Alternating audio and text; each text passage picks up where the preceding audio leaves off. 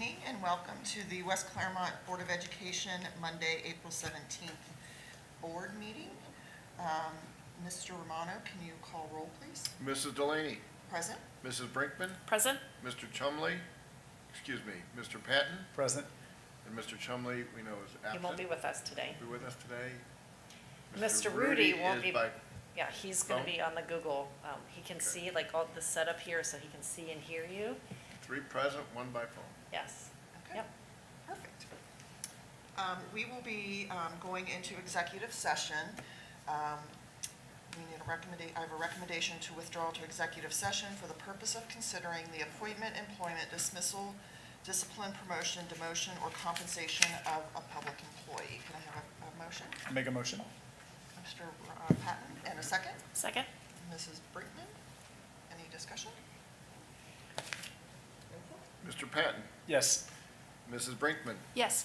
Mrs. Delaney. Yes. 3 yes. We will be back at 7 p.m.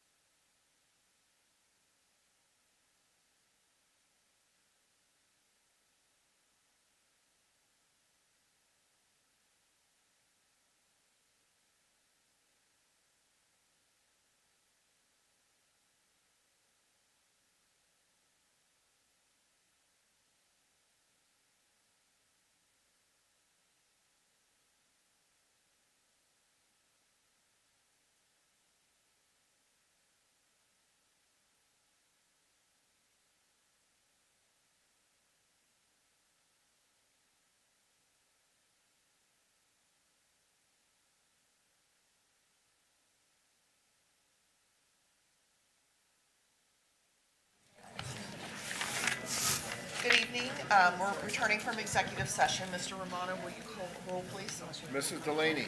Present? Mrs. Brinkman. Present. Mr. Patton. Present. 3 present. We have Jim here on the computer, Okay. listening in and being able to see you and participate, and Mr. And- Chumley is not with And us. we previously announced that Mr. Chumley will be absent. Please join me for the Pledge of Allegiance. The Pledge of Allegiance.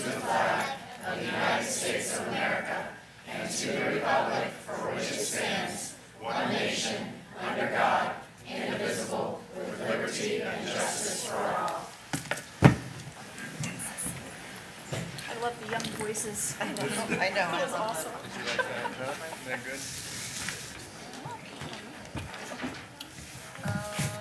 We have student voice.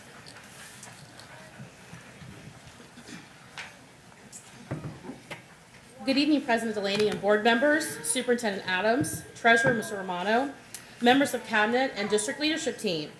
Thank you for the opportunity for WT Elementary to present this evening and for your continuous support. Before we begin, I would like to thank the amazing teachers and staff who came to celebrate our students, they're in the back, as well as our parents and families who took a bit of time this evening to join us as we elevate student voice. And so thank you, families, for bringing your students here. A little backstory about what we will be presenting this evening.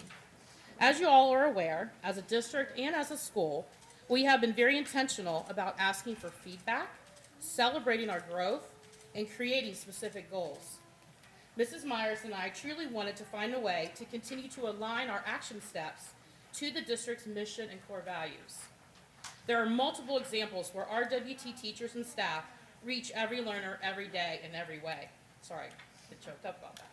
We wanted to gear our focus and feedback to our RISE values and to continue to align our goals with our North Star, which is our portrait of a graduate.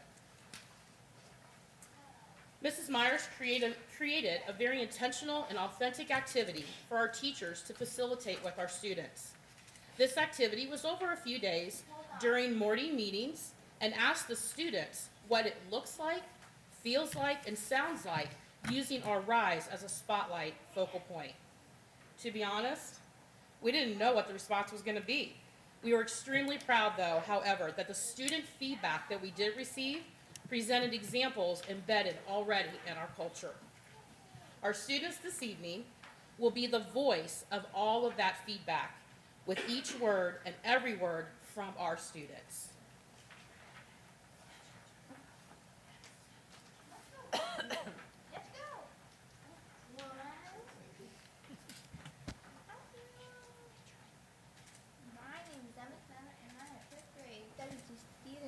Are on the rise, and here's how.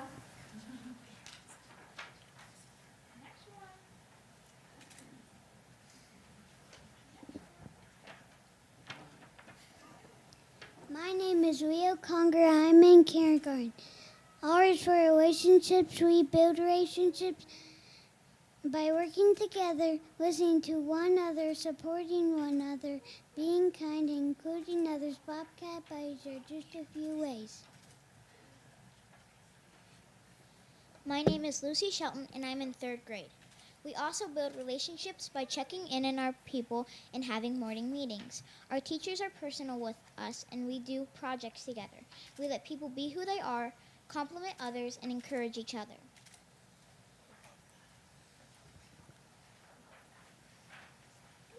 My name is Gavin Deaton, and I'm in 1st grade.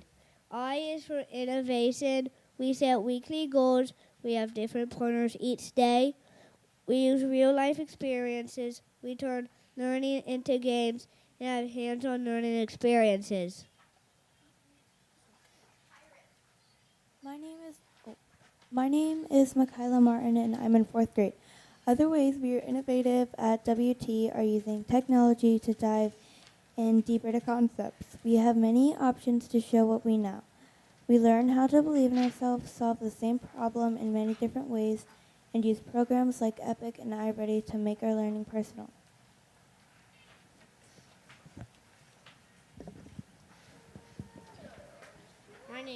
My name is Tate Brashear, and I'm in 2nd grade. S stands for Student Center. centered. There are many ways that WT is student centered. Once again, we play games to learn. We get to share our ideas. We choose our projects, writing topics, and ways to show what we know. Another way is that we are not learning alone. My name is Paisley Brashear, and I'm in 5th grade. We are student-centered because we get to choose what we learn, how we learn, and share it with others. There are many times we have self-reflection activities. We set personal goals and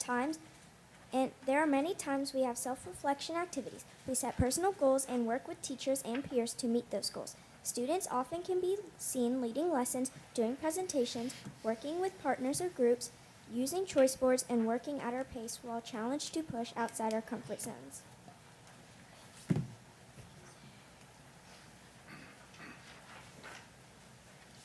My name is Lamaya Glover, and I am in the 5th grade. And finally, E. E stands for empower. Empowerment means giving students the ability to not only have a voice and share their thoughts and ideas, but to believe that their voice can lead to positive change. We were empowered at WT not only from the things listed previously, but through Pauper awards, tickets, paw stamps, words of encouragement, and allowing us to ask questions and share our opinions. Direct and personal compliments from principals, and trying new things every day. What we say and do at WT makes a difference. My name is Ari Stan, and I am in 3rd grade. We are empowered each and every day on the announcements by reciting our Bobcat pledge. I'm a WT Bobcat and a West Clermont Wolf, personally responsible and always respectful. We will learn by working together and put safety first. I pledge to finish what I start, and when there is a problem, I will step up. Make it a magnificent Monday, and as always, Bobcats, what kind of prints will your paws make today?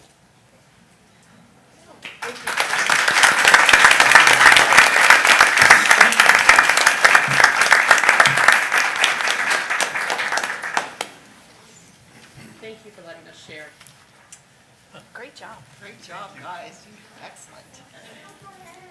Yeah, thanks again to all the staff and the parents who are here tonight to help us elevate student voice. We're just very proud of the teamwork and all the involvement at WT, so thank you to the leaders.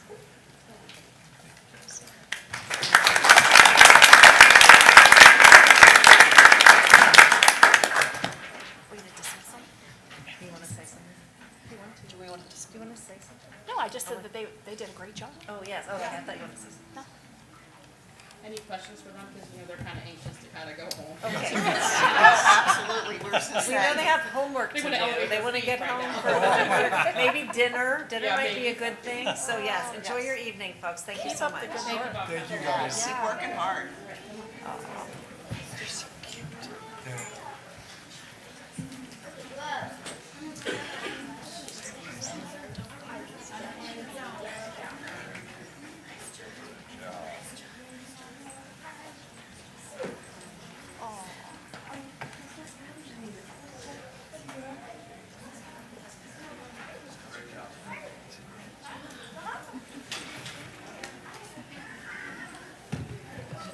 There goes our crowd. I know.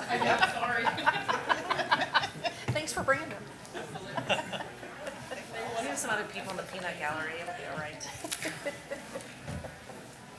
All right, so we'll move on ahead to the agenda. I would like to have a motion to adopt the agenda.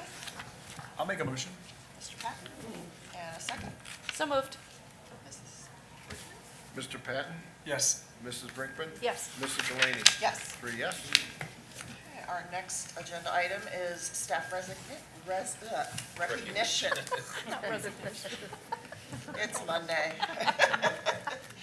We're going to start with our associate principal from the middle school, the Jessica West, recognizing one of our teachers, and this was back in the fall, and we just now got him on the agenda, so Dr. West will take care of that. Thank you. So we would love to recognize Eric Hagan for receiving the Ohio Education Association Educator of the Week by Local 12 WKRC TV.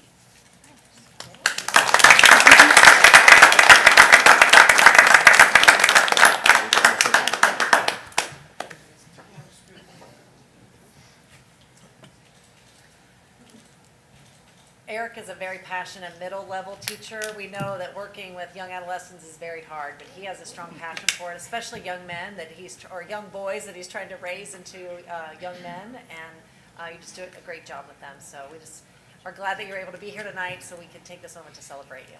I truly appreciate that. Thank you. Congratulations. Thank you.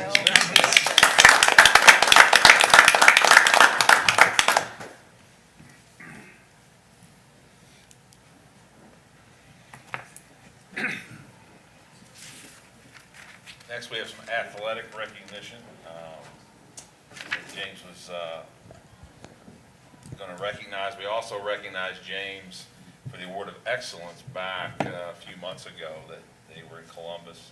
He and Reed accepted the award on behalf of West Clermont, so congratulations on that. Thank you. Tell us about that award again, just to refresh everybody's memory. before you do the First address. off, the WT thing blew me away.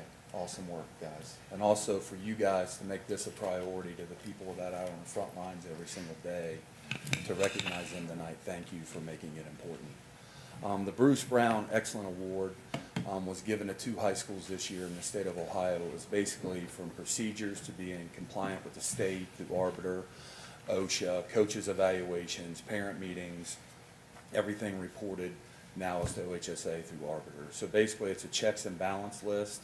When we started going through it and changing some of our policies, I realized some things we were really, really good at and some things we need to get better at. So it was an application process where people say, well, not a lot of people get it. You know, not a lot of people get it because when you see the binder, you know immediately whether you're close or being qualified for it. So Bruce Brown was like the elite John Elway of high school athletic directors in the state of Ohio. So they call it the Bruce Brown Award of Excellence to just honor him and his family. It was a great experience. It was well deserving to our kids and coaches.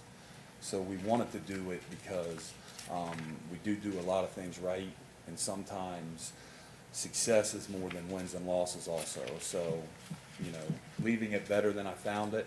My hourglass is flipped, so that's the goal from this point forward. But thank you for recognizing that too. I appreciate it. But tonight, when Randy asked, this is very passionate to me because anytime you're dealing with kids for 15 or 18 hours a week, athletics can be very personal and it can be positive or negative.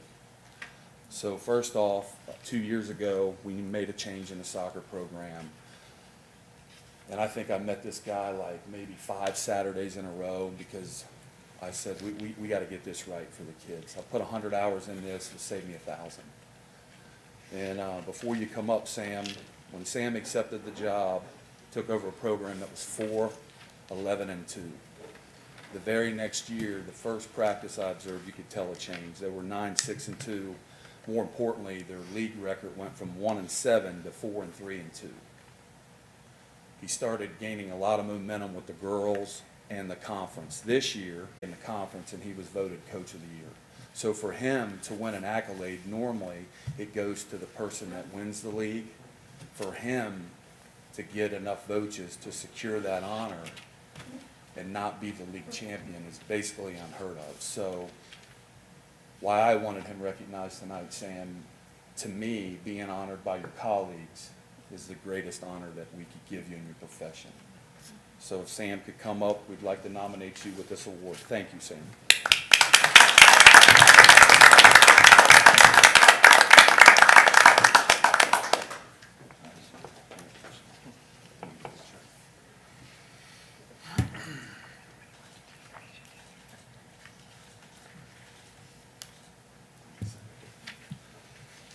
Next up, we have another great honor. Kind of a magical ride. Been doing this for 25 years at 4 different high schools. I've never experienced anything like this before girls basketball. I knew he was an outstanding coach the first time I met him 6 years ago. This is his 27th year. He is 6 wins away from 400. He's in the high school Hall of Fame already. This year, first time in the history of West Clermont High School, 22-0 season. Finished 24-1. Not only the ECC Coach of the Year, the Southwest Ohio Coach of the Year, the Region 16 Coach of the Year, and the OHSAA State of Ohio Coach of the Year. His team this year finished second in the final state polls, number one in the Martin RPI poll, and number one in the city of Cincinnati. So to me, there's level of success, local, district, regional, but to be the mecca by your peers of 450 Division I coaches will probably be an honor that me as an AD will never see with an employee again. So well deserved at this time.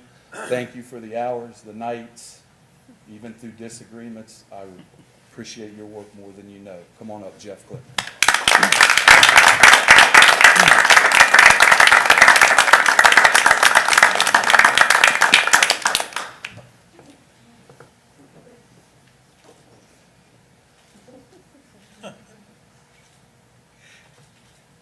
James makes everybody like put their arm around him. You and Sam, can I get him and Sam together? Yep. While they're taking the photo op, I wanted to say that I go to a lot of the sporting events, and it's been so fun to watch both of the girls' teams this year, amongst the other teams that we have, but they've been exceptional, and Thanks, man. it's been great. Appreciate it. Thank you. A lot of fun to watch. Look, in closing, thank you guys, because, you know, sometimes you don't get the credit you deserve. And I see the teacher up here from the middle school and the kids up here and the work and the practice went behind that. For you to nail that, thank you. It makes me feel really good about working here. I appreciate you guys. Thank you. Congratulations. Thanks, James.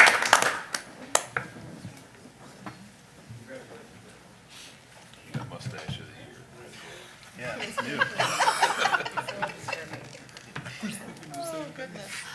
Okay, next on the agenda is public commentary. Do we have any cards? We do not. We do not. All right, great, thank you. Thanks, Mary. All righty, consent agenda. Up first. Citizens Advisory Commission bylaws. I think that's me. So the CAC bylaws have to be adjusted to ensure we have continuity from year to year. As they started, we were in every 2 years. But to make sure that we have stakeholders, community members that can bring continuity to it, we've had to make a couple adjustments within the bylaws. So if they're not adjusted, all members but 2 would be expiring this year, which would not lead to that continuity. So the bylaw change allows 6 original members to extend for 1 more year. And then we will seek 4 new members for a 2-year term, which will get us to that 12 number. So this will create an even odd year term expirations, which will allows for members to carry over. So that's essentially what we're doing within those bylaws. It took me a while to get my head around the math of it, but we finally got there today with Mr. Stuckey. So. Personnel agenda is next. All right, so good evening, members of the board, Mrs. Adams, Mr. Romano. In front of you is the personnel agenda for April 17th, 2023. On the agenda today, we have the resignation of Mike Overby. He has been with us for a while, and he is going to be the new president of LaSalle. So we are sad to see him go, but we certainly wish him well in his new position. We also have the resignation of 1 elementary assistant principal, 2 computer technicians, 4 teachers, and 1 part-time paraprofessional aide. On this agenda includes the proposed hiring of Michelle Cortez as the new director of budget and grants. She comes to us with a wealth of experience and expertise in that area, so we're happy to have her on board. There's also extended days on the agenda as well. We also have the proposed hiring of Lisa Landers as the executive assistant to the superintendent. 1 payroll coordinator, 1 computer technician, 1 teacher, 1 school psychologist, and 1 custodian. On this agenda, we have the proposed approval for supplemental contracts. So there's multiple home tutors there, and this is the year when we bring all the resident educator mentors together. So there's a long list of resident educator mentors. We appreciate them because they work tirelessly with our new teachers and helping them get up to speed, so we appreciate that. On the agenda, we have the proposed salary adjustments for 2 of our computer technicians. Their current compensation level is well below industry standards and below similar and local districts. So we made that adjustment to retain the ones we have and to attract the 3 positions that we have open to fill. And we've lost 2 on this agenda as well, so we're trying to keep the ones we have and fill those back in. We've been fortunate to enter into an agreement with the University of Cincinnati every year to have a paid internship with one of their quality school psych interns. And so you see Leanne Lutz has done an amazing job with us this year. I think Dr. Storer can attest to that. So good, in fact, that if you looked, we just hired her to be with us next year. So we always welcome that paid internship because it gives us first shot at first dibs at some of the greats that have gone on to stay with us. So we're excited about that. Also included on this agenda is the proposed approval for requests for unpaid leave of absences, the hiring of classified and substitute custodian, multiple school volunteers and student teachers. And again, it's that time of the year where we start to look at enrollment numbers and transitioning from one school, one grade level to the next, and how that affects our master scheduling. So we typically need to add or reduce teacher assignments when this time occurs. On this agenda, we have the request to change the approved FTEs by reducing 2 high school teacher positions due to student numbers in their subject area, and 2 middle school teacher positions due to student numbers. So keeping the student-teacher ratio at a good pace. We're also, as you can see, adding multiple positions, special ed, link and rise unit positions, a middle school special ed teacher, 1 preschool teacher, 1 preschool paraprofessional aide, a .5 itinerant pre-K, and a full-time floating custodian. So we may be back in May to either add or reduce depending on as the numbers continue to flow out. But this is just adding and reducing in those areas to keep our FTEs in balance. And then finally, in the work beyond the contract section are the proposed approval for payments for the middle school and high school band support. So that's on there as well. So this concludes the review of the personnel agenda submission for your consideration. Thank you. Next is the Global Youth Service Day 2023 grant. Yes, Merwin Elementary successfully received another grant, another $1,000 grant from Serve Ohio to promote community service. They plan to use that with some of their clubs to use funds to spruce up the campus that are in their flower beds. So the Serve Ohio has been very generous to West Clermont this year, so another opportunity for our kids to learn so much about community service. So it's good. Item 8.04 is a request for approval of the minutes. Those are for the meeting that was held on March 20th. It was a regular board meeting. Item 8.05 is a recommendation to approve the donations as presented. There are 4 of them. First is Mount Carmel Christian Church donated dinner rolls and butter to the Empty Bowl event being held at the West Clermont High School Art Club. Fifth Third donated a T. Higgins autographed football for the West Clermont Town Hall giveaway. West Clermont Healthplex donated $45 for food, hygiene, and household cleaning products to the Wolfpack Closet for the Zumbathon event. And Ruby Jean Vandergriff donated $30 Visa gift card to teacher Lauren Hensley at Holly Hill Elementary to purchase items for her classroom. Item 8.06 is approval for purpose and budget statements for 22-23 school year. There is one that was requested. I'll just make a note on that. That is for our Aspire program that is run through the Building Support Fund. If you looked at it, you'll note that it shows a negative balance. And 2 things about that. A is it is a program for those students in transition. It's kind of run like a business. We will end up transferring to that at the end of the year. Probably next year we'll just run that through the general fund. But for some time it's been in existence as a school building fund that's out there. Item 8.07 is request for amending and supplementing the annual appropriation measure. If you recall, the board approved the temporary in June, then an annual appropriation measure in September. From September through now, through some of the grant work that Mr. Overby did in getting some very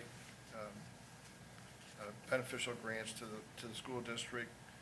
We have those being approved in this appropriation measure. We have over $900,000 in work to be done this summer in the permanent improvement fund. Some of those roofs, driveways, different things that Mr. LaFata had presented to us. There's 2 other ones that seem to be high, but they're really just a rotary nature. Fund 022 is the benefit agency fund, and that's basically the way we do our benefits. We it's a pay in and pay out of it that we run through a fund that is there. So in April, we kind of bring things back into line on that appropriation measure.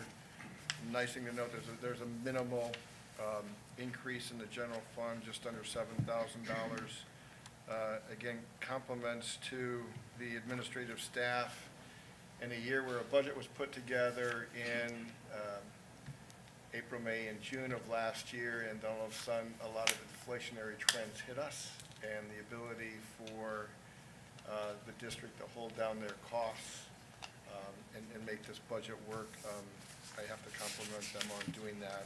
As I look from now to the end of the year, the budget that we put together will still hold in the operating fund, so kudos to them on getting that done. So that is item 8.07, amending and supplementing the annual appropriation measure. The other note with that is we did file the amended certificate in March to make sure the revenues were in line so that we could appropriate funds within those revenue limits that we have.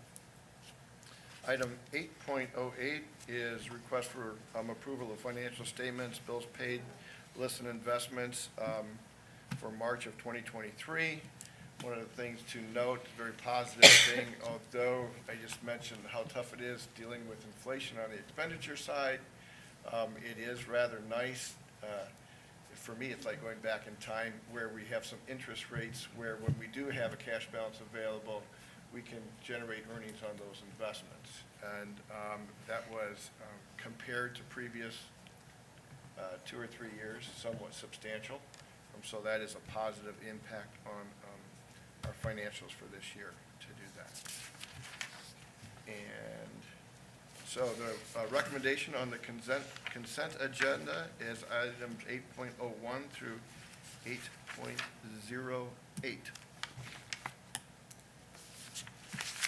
For 8.09 also. I'm sorry? 8.09. Oh, is that what No, it was? 08, it's 08. Okay.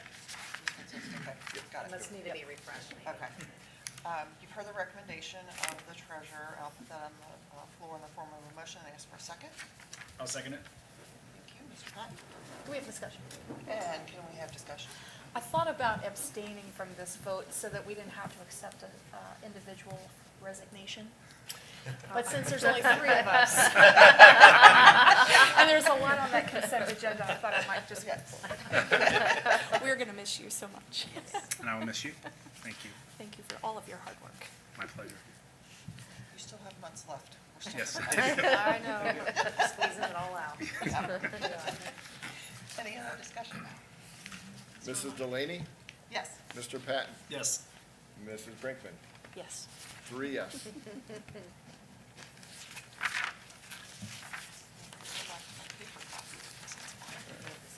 All right, superintendent's business.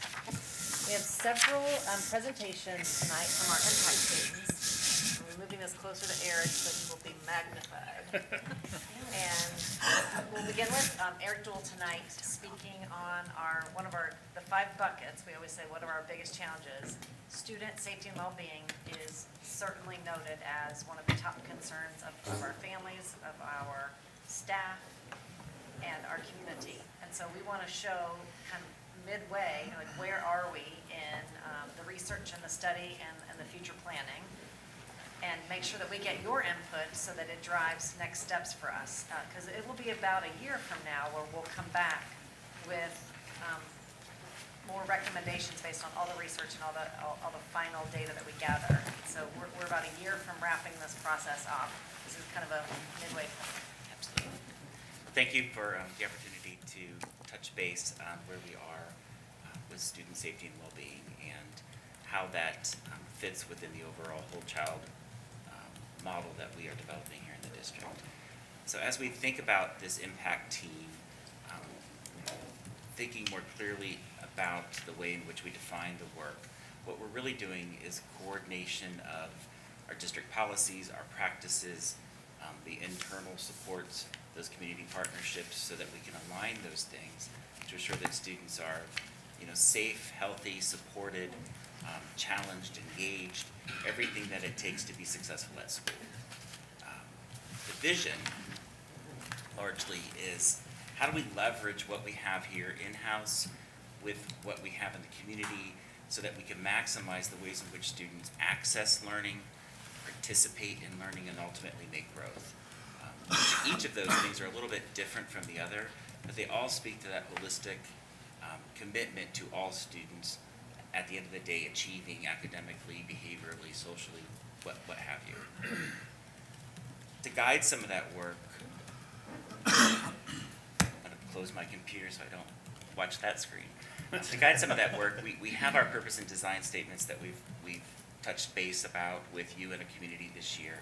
And two of them really speak to the work that we're engaged in around student well-being and safety. Student-centered learning, where we're pulling in that notion of holistic support for students, and then the ways in which we engage our families and our community in partnerships around that effort. So more than ever, the requirement for us to have family voice, to have community sharing that ownership for the work, it's critical for the success that we have. We also have to keep in front of us at all times that North Star that we've talked about in terms of our portrait of a graduate. So what are those skills that are critical for students at the end of the day for them to be successful in life and in work that speak to what we do in school to get them there. And then finally, just bringing reference back to what do we mean by whole child supports, that whole child network that we're building within the district, and the components that make up what we do, because that will speak to what we're going to talk about, this evening. First and foremost, it's what do we teach students? What is that curriculum that we offer for skills that are going to be necessary for them to be successful?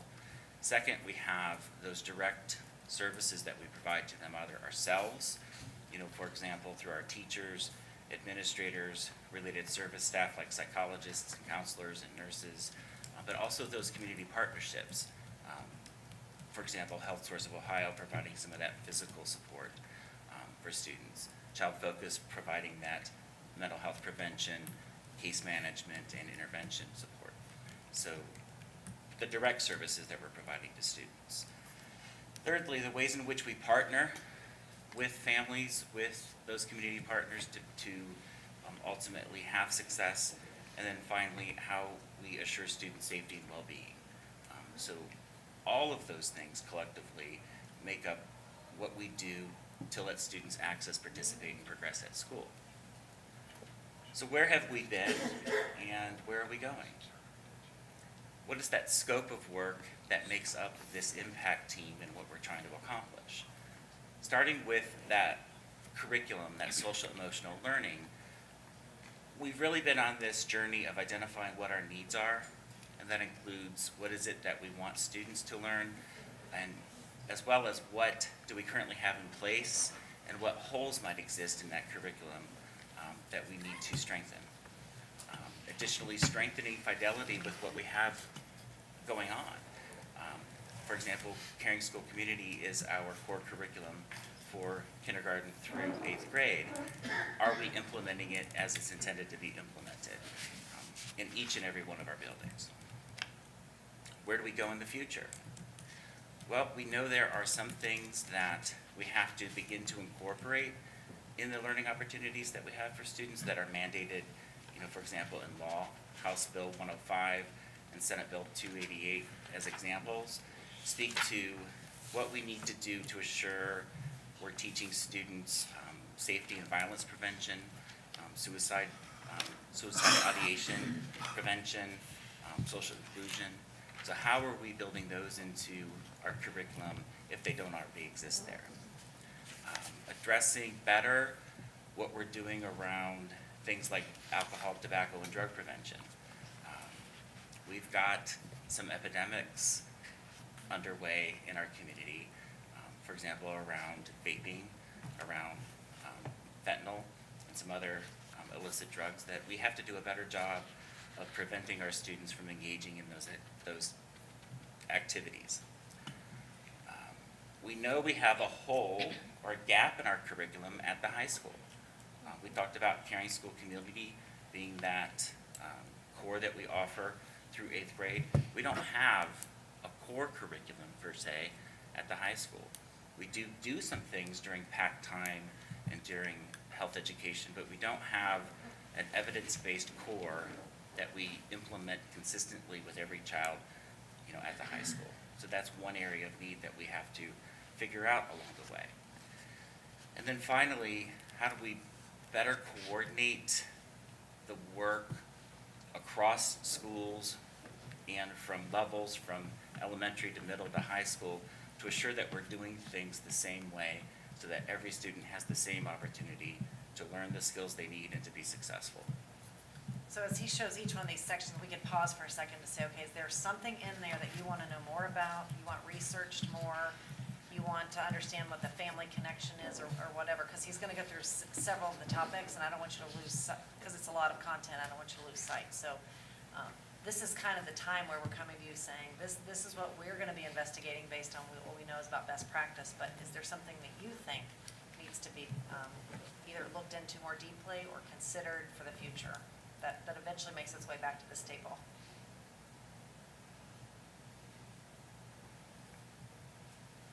Is this making sense to you where we are? Yeah. Okay, all right. Let's look at next those comprehensive systems of direct services that we provide. Again, physical health, behavioral and mental health, and social service supports that students need. Again, we've been along a journey of trying to get a better sense of what student needs exist through a lot of the surveying that we've done, the town halls, the other opportunities to engage our community stakeholders around those topics, in addition to looking at what do the data points tell us is happening in our schools. Attendance, as we've talked about, being one of those data points, in addition to things like discipline and student engagement.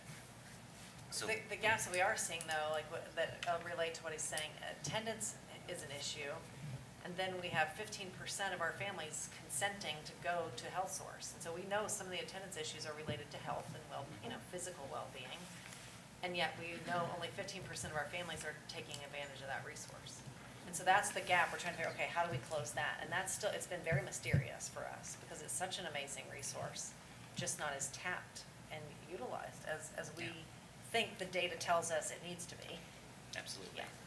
And what we're finding is the more we look deeply into each and every student case, the reasons behind some of the challenges that they're facing are as diverse as the students that we're looking at.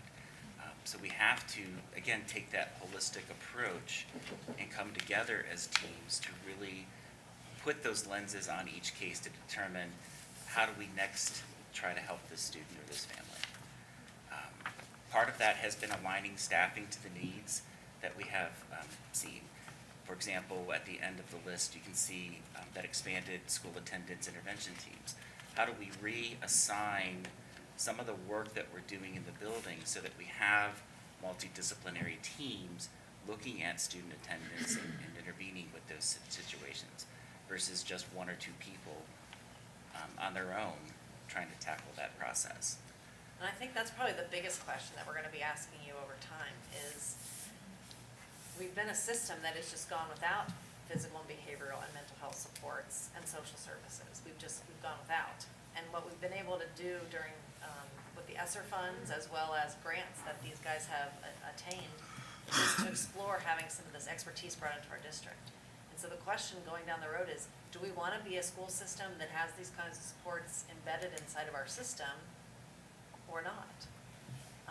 We're seeing that what we've been able to add is making a difference, but is this what we're after? And I think that's the ultimate question. And so that's why it's important we all kind of understand the different roles and hats. Because absent of some of these roles we're adding in, such as therapists or behavioral support, this is a teacher's job.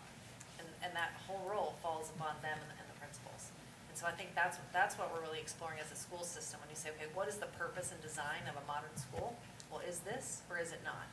And what should we have in place to address that? Yeah, absolutely. So as Natasha was indicating, part of this has been looking for those opportunities to pursue those alternative funding sources. The Bureau of Justice Assistance Stop School Violence Grant is one example where we are able to start to build a model for mental health therapy that we didn't have before. Another grant that we're working through, waiting to hear back on, is the Stronger Connections grant, which might further allow us to build that mental health model. The school safety grants and other opportunities that have come along to allow us, without adding costs to the district and local taxpayers, build some of the things that hopefully can be sustainable into the future. So any comments about physical, behavioral, mental, or social services before we move on to the next topic? Those are definitely important topics to pay attention to. Our mental health and with our youth has just skyrocketed. And the things that they're facing and dealing with, and we touched a little bit about the vaping. That's an epidemic. That's Scary. And they're showing. The research is showing that that cigarettes that used to be secondhand smoke. I heard this from a nurse practitioner. But Children's is showing that there's actually like third-hand smoke because the chemicals are getting on clothing and that's transferring to other people, and so. Yeah. Before I leave this slide, I do want to call out the resource coordinators and that opportunity we've had this year to finally have a level of social service in the district through, again, a partnership with the community. Jobs and Family Services and Clermont County Educational Service Center. Without that partnership, we wouldn't necessarily have that amazing resource to be able to, boots on the ground, connect families to the things that they need so that kids can get to school. Where are we going in the future? And, as Natasha has talked about, a lot of this is we need to further engage the community around what we suspect are needs for the district, but need to confirm with the community that those are needs for the district. Do we have enough level skilled nursing? Do we have a need for school counseling at the elementary schools? When we talk about social emotional learning, that's largely fallen to those classroom teachers. Do they have the capacity to do that well and with fidelity and in depth in the ways that they need to? Or are additional supports needed to be able to do that? Do we have the behavioral supports that we need in the district? Dr. Storr and the team has worked hard to bring some level of behavioral analysis into the district, behavioral coaching in the district, but is that enough considering the level of need that we've begun to see our students exhibiting? I'm not sure what's going on.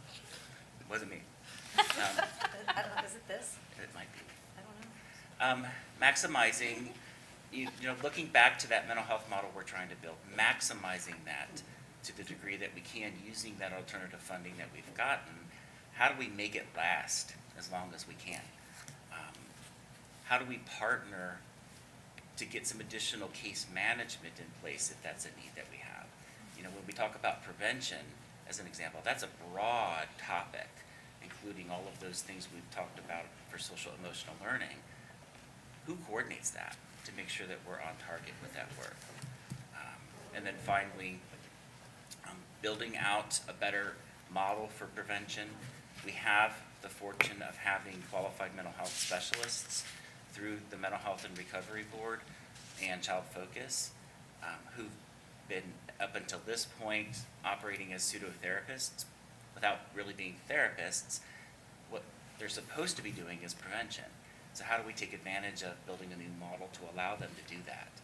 So that we, at the end of the day, don't have as many students needing Tier 3 mental health services. Any questions there before we move on? So again, keeping that conversation going and gathering additional data about what the need is. Student safety, current state and successes. We've done an exorbitant amount in the last year and a half, 2 years, with regard to student safety. And as you see, there's not as much here about identifying needs because a lot of that has been work that has been ongoing.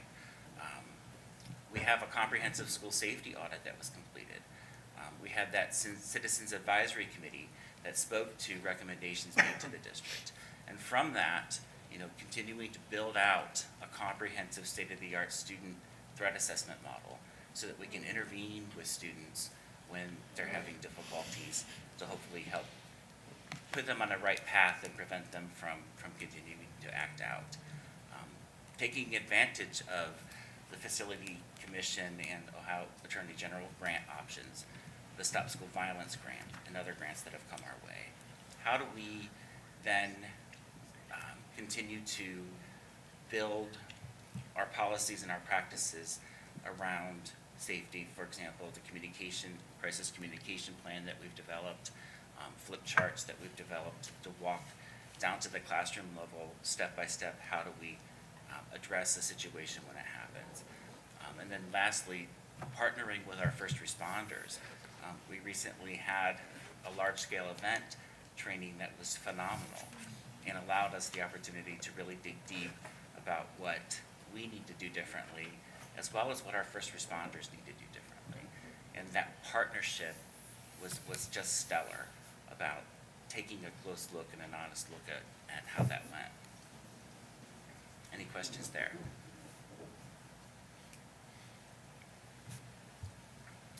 Future opportunities.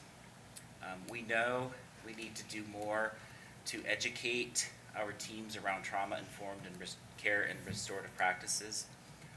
We have a grant through the Association for Supervision and Curriculum Development to allow us to do some of that professional development at no cost, which has been something we're taking advantage of.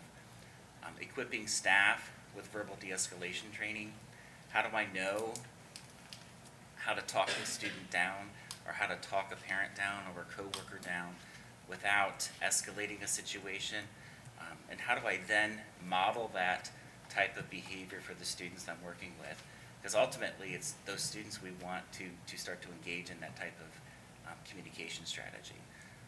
And then strengthening our traumatic event crisis intervention planning. So when a crisis unfortunately happens, how do we go in and wrap supports around students and families? Leveraging our critical community partnerships. So we have a plethora of really strong partnerships that we need to continue to take advantage of and maximize the ways in which we work together. Health Source of Ohio. How do we increase the numbers of students who are actually accessing that service? Child Focus. How do we better connect families and walk families through that process so that we have students who are in need of mental health actually engaging in mental health and then measuring outcomes from that? The Mental Health and Recovery Board, Family and Children's First Council, Presley Ridge, Greater Cincinnati Behavioral Health, Prevention First, Mind Peace. These are major groups that are willing to invest in the work that we're doing. And the more we can collaborate with them and engage them, the better off our students are going to be. Because we, at the end of the day, again, want them to be able to access and participate in learning. And these folks will help us get that done. Well, and what I want to celebrate is Eric's been, because we've been able to have a dedicated person to wrap their brain around this on the 24/7, he's able to map out what we're doing in a clear way to our partners. And when you do this, like with the Appalachian Children's Coalition, they're like, ooh, a school district that is checking all these boxes, that has all this in place, they want to come and then build proof of concept here. And the same thing is true with Mind Peace and just the different partners he's able to like tell our story to and then bring them into the fold. They're wanting us to be a model for what they're doing. And so that's really great work that you've been doing. And I think it'll help us move further faster with their expertise wrapped around us. It's exciting. Yeah. And it's a truly collaborative group effort. Future state, exploring what it is that we need to have in each and every one of our school buildings. Something along the lines of a community learning center model, where services are available at the doorstep for every child. You know, for example, we have a health center, which is great, but is it really accessible to students at Summerside? Maybe, maybe not. So that's something for us to dig into what that need is and how we can overcome some of the barriers to make that, you know, potentially more accessible to students.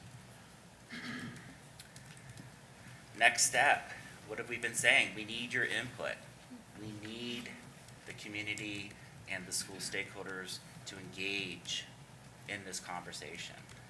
what is it that the community wants to see?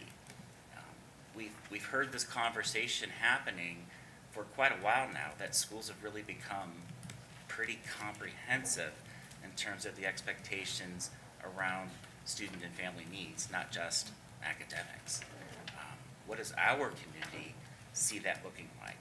And how does it wish to support those efforts? So we need more information as we continue to peel back those layers. We will have an upcoming REACT survey, specific to this topic of conversation.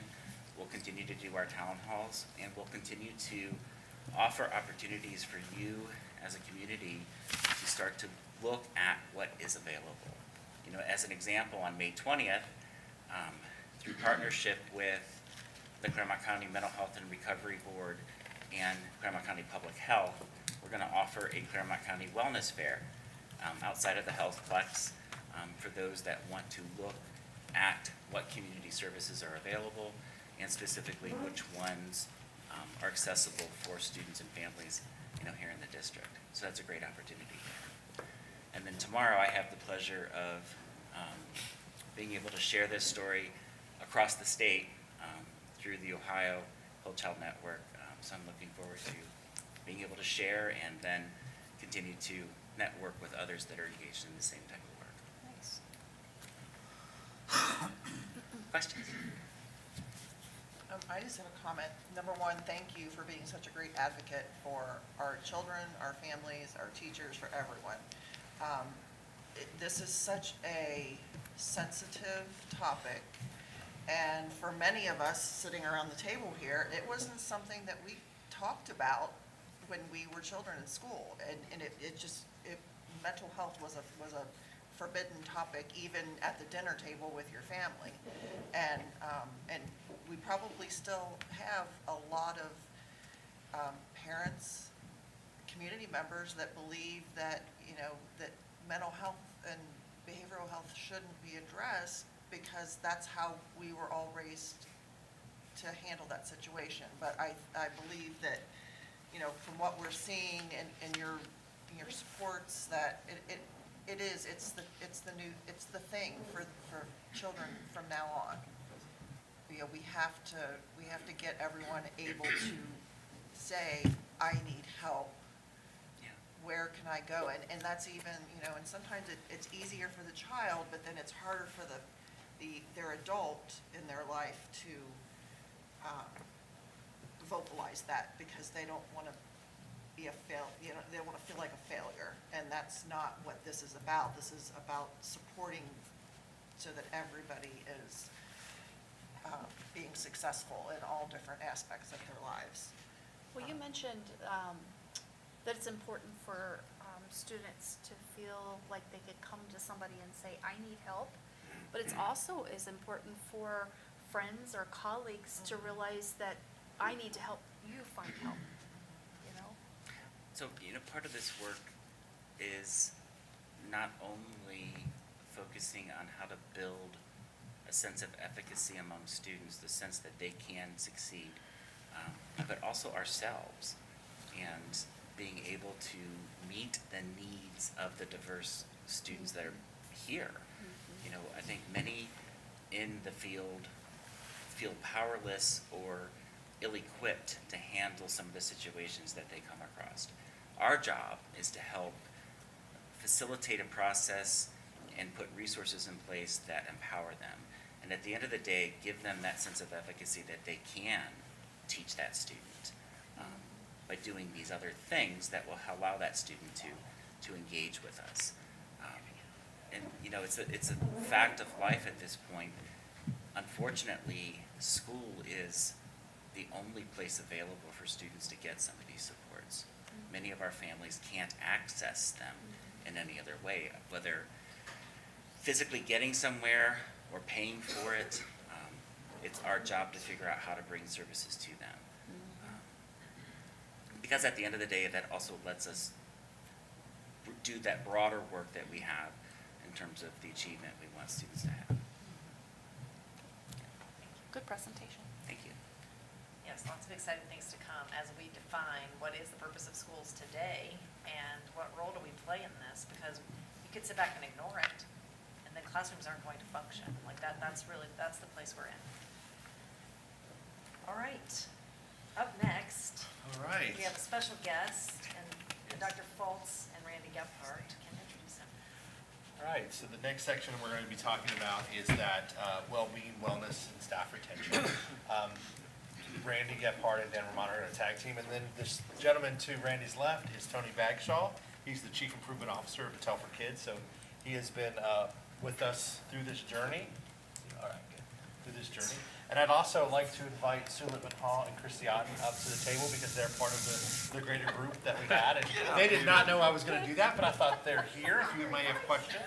So join us. There's enough seats. Come on down. Plenty of room.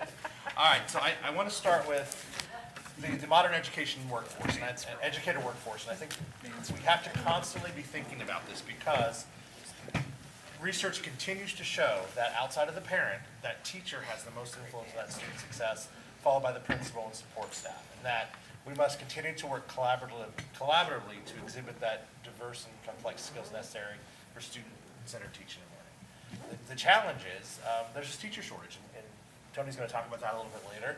In West Clermont, it says here we have 14 unfilled positions this year, teaching positions, and that was accurate at the time of the slide. I can tell you once you add in the retirements and teachers that have already given us the resignation, take 14 and add 20. So we're at 34 right now as of this morning. So that's roughly a 6.4% turnover right now. So finding the workforce, keeping the workforce is going to be paramount to what we do. Looking at that, what we have to move from that traditional model of unsustainable teachers in isolation. We have to really start looking at how do we develop and resource collaborative modern educational workforce. So that's a big lift. And we look at the momentum behind that is how do we activate unique retention and attraction strategies? How do we support the change from this traditional classroom that we were used to as kids in that classroom to what the teachers have to do now? And how do we attract and how do we build that? And I think it first starts with just redefining what the department that is about people, and that's human resources. And human resources has always been this traditional, there's a hole, you fill it, you give them orientation and say good luck, good luck and send them to the principals. And the evolution of that human experience is starting to change with the new group of people that are graduating and coming in. And so we must evolve as well to not just look at filling a hole, but how do we look at the whole teacher? How do we look at how we can contribute not only to that hiring, but that growth? And so that moved us to kind of seek out a new model, which is what we've been working on now, the human capital management. So we're really moving from this human resource type of traditional model to this human capital management system. Now, we were fortunate that Battelle for Kids and Tony's team had spent 4 days with us over this past year to really hone in on what that looks like in West Clermont and what are some things we've done. Now, I did want to take a moment to point out, if you look at the right, it's about aligning our human capital management system to deliver on our mission, vision, and values of learning. It's about finding dynamic educators who can execute on our vision, mission, and values. It's about how do we grow those staff and provide ongoing feedback. And then how do we keep them? How do we foster a culture that values staff engagement, well-being, wellness, and retain dynamic educators? So we dove into that, and part of that human capital team was Randy and Ellie and Christy and Sue and Shane Short. So we all went up to Battelle for Kids 2 days in November and 2 days in February and really kind of immersed ourselves in how do we rethink the people aspect of what we do, and then how do we turn that into action steps so that we can develop and then maintain an environment people want to come and stay. The best way to prevent staff shortage is to keep them, right? So we're going to, again, talk more about that. Quickly, this is not going to go through all this, but what this is a timeline of what we've been able to engage in since November. We've going back to one big reason, one paramount reason to retain a teacher is that we have to find the right teacher. So we started developing Portrait of an Educator, and Randy's going to talk about that a little later in the presentation in the Portrait of a Leader, but it's what do we want an educator to look like in West Clermont? What skill sets, what competencies, what attributes are we looking for? Oops, I'm getting excited, my hands are starting to push buttons. So that's where we started. We built retention teams. Every school building in the district has built a retention team, and then we meet as a district and talk about, what are we looking for? What makes you stay? Why do you want to stay? Give us feedback. What are things you can do in your building to help your own staff? Keep it local to be retained. We looked at the Gallup Q12 survey, which we're going to talk about that. We did focus teams. We did React surveys. We're doing stay interviews. Stay interviews rather than exit interviews. Why do you want to stay with us? What makes you want to stay with us? So that's just a list of what we've engaged in this year. And this is a continuation to the following years of what are we going to do in order to continue to evolve how we can keep our staff and then grow and hire the staff that we want to have. So Tony's going to jump us into this. Take that for a second. Thank you for the invite. I feel like I'm the purveyor of doom here with these next 4 slides I'm going to show you guys here. But it's kind of neat to sit here and see all the recognition and see the coaches. I was a basketball coach, nothing compared to these people apparently. I was not very, we didn't win that many games. But if you think about what we do in ed, and the reason that I think this work collectively is just so profoundly important is this guy's going to tell you that every school district in America spends somewhere around 83% of their budget on people. Taking care of kids is a profoundly people-intensive endeavor. And then when you know the research about how important these people around this table are, and great teachers, the research is just clear. Talent is an essential input to be able to get what you want for your kids. It doesn't really matter whether they're kindergartners or AP physics, right? You gotta have talent. And so if you look at this slide, what it shows us is that it's a little nerdy, so stick with me here. You'll see it's like a 20-year span in here.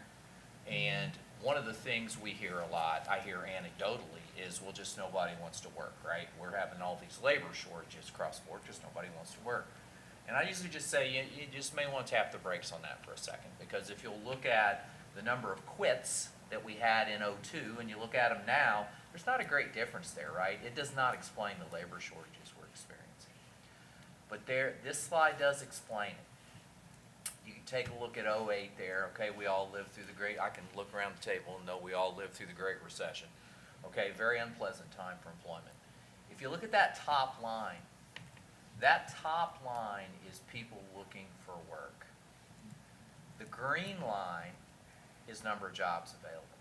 It's a simple question to ask yourself. When there are a lot more people looking for work than there are jobs available, who has all the power? It's the employer, right? You can, most of the people, there's been a few people that have been in this as long as I have, and they remember you post second grade and you have 200 applicants by Friday and you say, take it down. You know, those days are over. And if you look, those lines cross, the other thing you get is it's COVID, it's going to all snap back. Those lines crossed for the first time in 18, and now look at the gap. It's like 4 million. So if you have a lot more jobs available than people looking for work, who has all the power? The employee. So basically, you're recruiting in an entirely different environment than you were 20 years ago.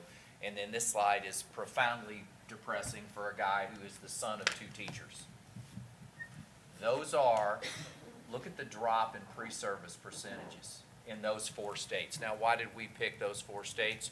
Well, it turns out that if we'd have been having this conversation 10 years ago, those are the only 4 states in the union that were net exporters of education talent, i.e. they produce more teachers than they need. Look at those drops in pre-service. So if we know for a fact that the research says the greatest gift we can give every child is a wonderful teacher every day, and we know there are fewer of them, then we know we are competing for a scarce resource that is essential to us. Does that make sense?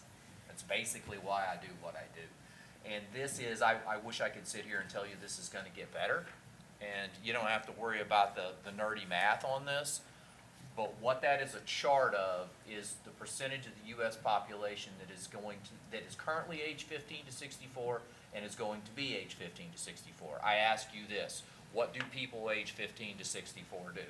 Work. They work. So when we say the war in America, and it doesn't matter, by the way, whether it's school districts or HVAC, the next war in America is gonna be a war for talent. There's a massive amount of research and just demographics, right, to support that.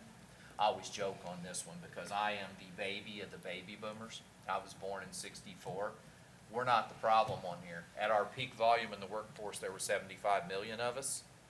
The millennials, there's gonna be 83 million. The problem is that most of our senior leadership now in ed is all in that middle category. So you guys have a very wonderful superintendent. My suggestion is you hold on to her. Because there are a ton of school districts that superintendent-wise are struggling to find great senior leadership. And then this next slide, whoops. Oh, that's you. It's back to me you. now? Back to That's me? you. I'll take the next one. So on that positive note, coming back. I told you. I made it easy on you, I Randy. appreciate that. So when we went up and talked with Tony, and then we came back, and David and I and the team got together, and so we started to look at our hiring process. And so we call this a hiring funnel. And so what you see on this is kind of systematically how we do this. We have to empower our administrators to be part of the process. Our principals have to be part of the process. And so you can kind of see how we do this. It brings in building committees. It brings in a lot of voice at the early levels, and then it comes to us as well. And so when you look at this, and we revamped our funnel with the fit score, looking at transcripts, going through the interview process, have a task for them to do as well. We have administrators that are going through that, and they'll go through instructional rounds with teaching and learning. And so we have a lot of things that we put in here as well, because as you know, bringing in the talent, you put the hours in the beginning, will save you hours in the end, guarantee it. So we are going through that process now, and as you can see, when we go out and we try to find people, we have connections with Northern Kentucky, Mount St. Joe, UC, all the other ones, Xavier. We have to have those connections, and I know I've gone out to the university. David has when he was able to walk.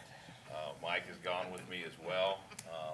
And I'll tell you, when we go out and look for the talent in the universities, there's not the numbers, and there's a lot of competition with other school districts. And so I know when I went to Northern Kentucky, we were competing there as well. So finding the talent, going out, and branding our school district as being the school district of choice is what we have to do. And we do a lot of work with that. We do a lot of selling that as well, but our staff has to as well. When we go into that and we start talking about how we grow and how we keep people, we need our staff talking about the district of choice, just like we are. So that's kind of the funnel. So the next slide, Tony, we brought this back from Tony, and I'll let him talk a little bit about this, because this is the one that really stood out for us when we were up there in the first 2 days, because this really does identify where we are. Yeah, I always say this slide hurts my heart. Like I said, I'm the son of 2 teachers. My mother-in-law was a teacher, and my youngest daughter is going to be a teacher, and I taught for 10 years. How in the world did we end up in a spot in America where K-12 education has the highest burnout rate of any industry?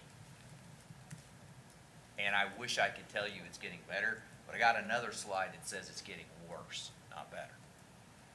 So if we know we need that precious resource, we know that we don't have a ton of kids going into the field, and we know that our current teachers are experiencing these levels of burnout. I'm not saying this is West Clermont here. I'm saying that's what the national data shows. Then it makes a lot of sense to really focus on employee engagement, because to Randy's point, the number one reason that your community probably is going to quote-unquote buy this school district as a great place to work is what your current employees say about you. Whether your best employees are a source of your brand in this community, right? So we need more folks saying wonderful things. And so you guys decided you were gonna systemically start looking at what the current staff is saying about their levels of engagement. And so with that, we did the Gallup Q12. We had really, really good respondents for this. We were over 90%. It's unheard of. 93% took the survey. So that is extraordinary. And I gotta give a lot of recognition to our building principals as they were out. I don't know if it's the competitive side of them or not, but I kept telling them what their numbers were. And Sue, let's just say Sue was up toward the top. And she's very proud of that. But it really is what we wanted to do when we look at KEEP, and we want to know what our employees are saying. We want to empower them. We want to give them voice. And that's what this does. And it does give, it's a quick survey, 12 questions. I'm going to give you some more data on that. I gave it to you before, but I know you'd be looking at it, not paying attention to me.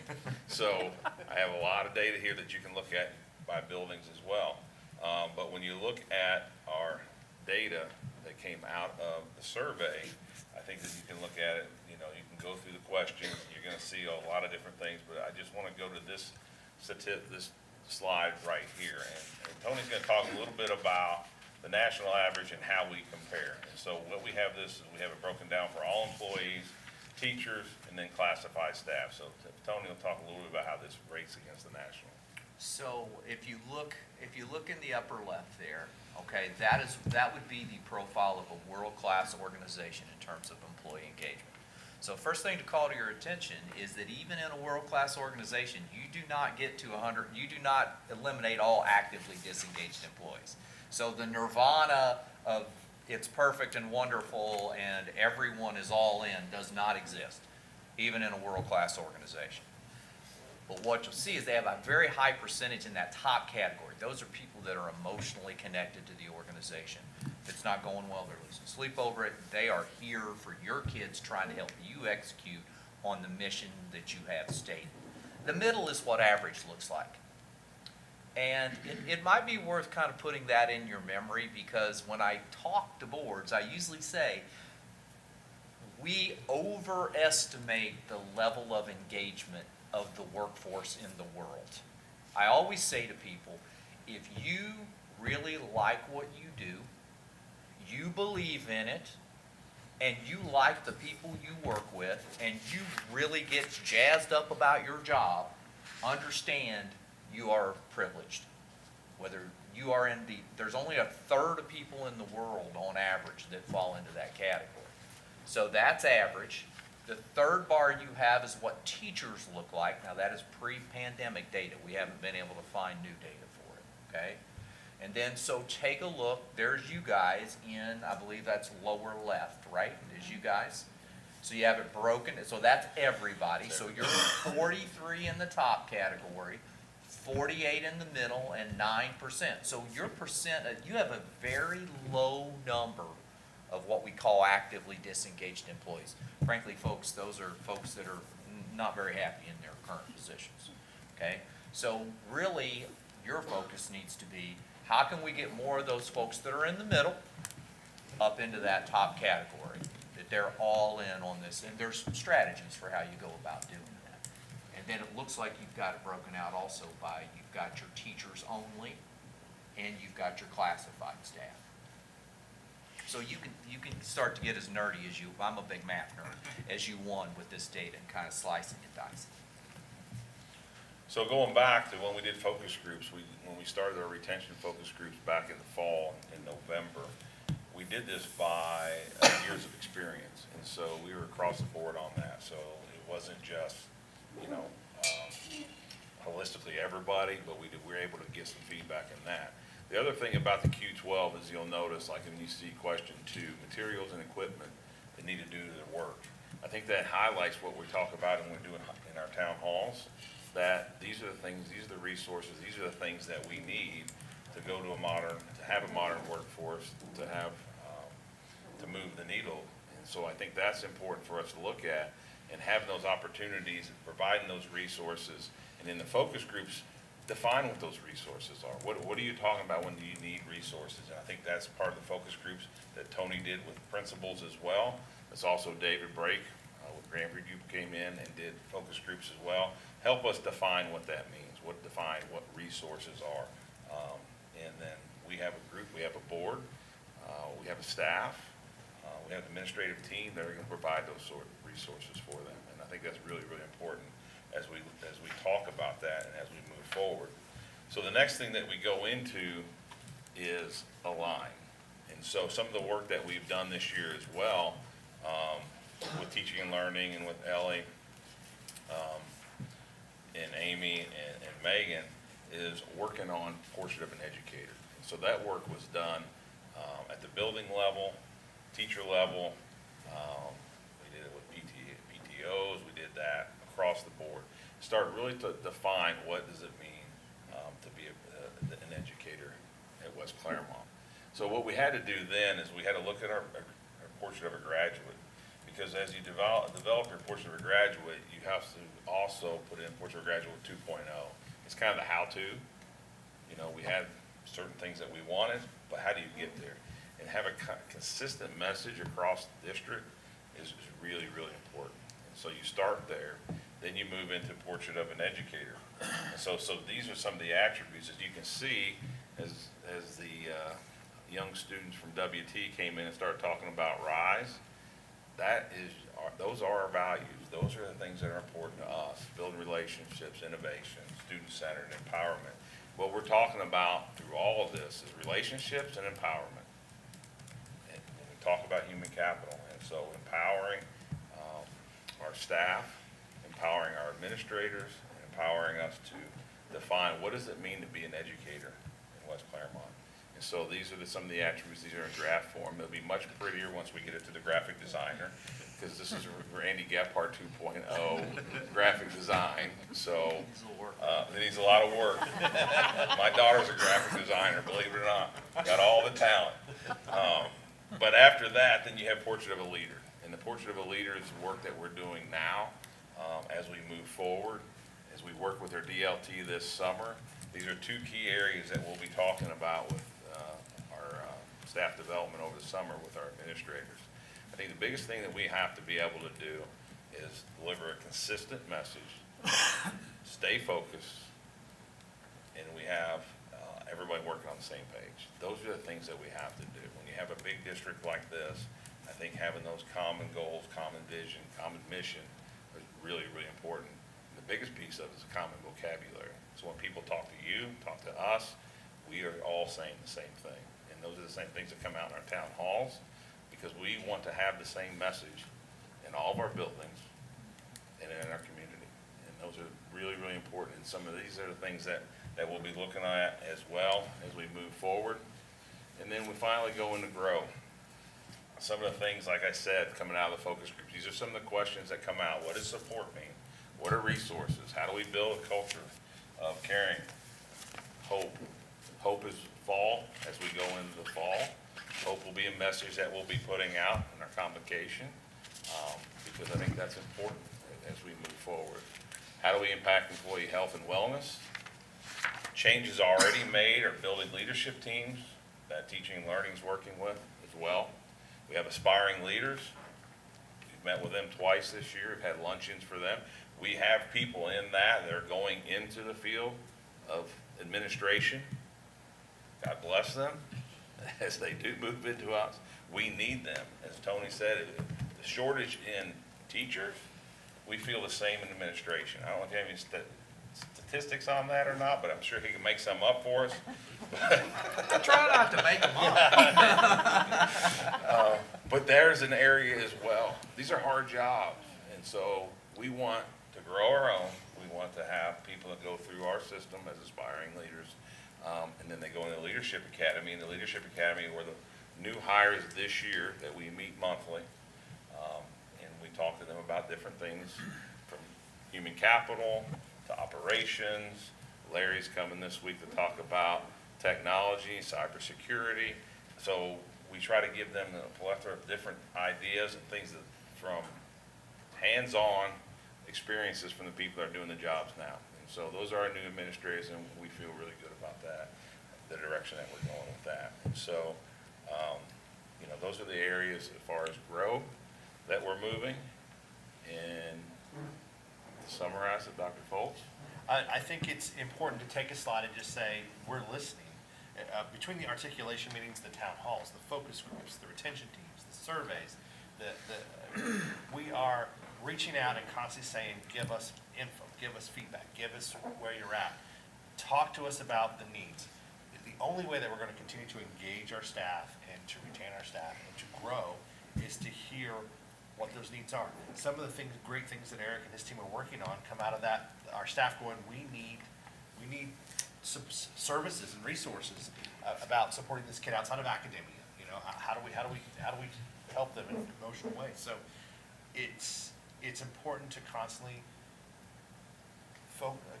make everyone aware that we are listening. And part of that reason is because we can listen, but if you're not contributing, if you're not talking to us, we can't help, we can't learn, we can't grow. So these are just a few of the ways that we put ourselves out there to get that feedback. Before we go on, I want Tony to mention one other thing, that the key to the listening is, obviously that's the first step, that's important, but it's about turning these insights into action. And so we are slowly but surely, there's low-hanging fruit that we're able to activate on, but then there's longer range plans we have. So there's the short term, there's the long term, and then there's the horizon planning. So we're trying to attend to all those and communicate that not only are we listening, we're putting things into action. And that's part of what these kinds of conversations are all about. Can you go back to the slide? I know you guys are going to be mad at me. Go back to the slide that has the questions on them again.